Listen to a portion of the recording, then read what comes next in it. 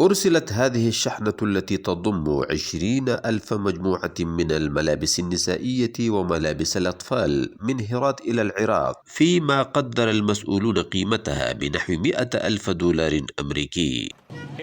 اليوم صدرنا 20,000 طقم من الملابس التي قمنا بإنتاجها إلى دولة العراق.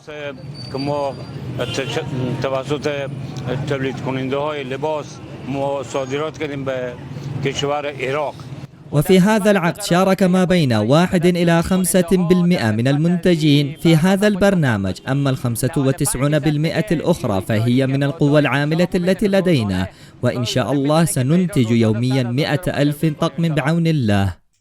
وقد جرى إنتاج هذه الملابس على يد صناعيين أفغان، بينما صدرت إلى العراق من قبل تاجر إيراني. ويقول المصدرون إن هذه الشحنة أرسلت على سبيل التجربة فقط، مؤكدين أن لديهم خططا لزيادة لمثل هذه الصادرات مستقبلا.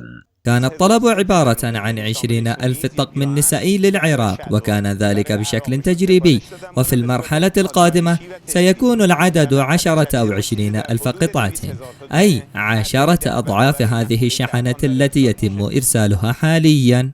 نحاول أن يكون عملنا ذا جودة عالية، أي أن يكون العمل نظيفا ومتقنا، وأن يكون اللباس مناسبا لذوق الشخص الذي يرتديه وأنيقا.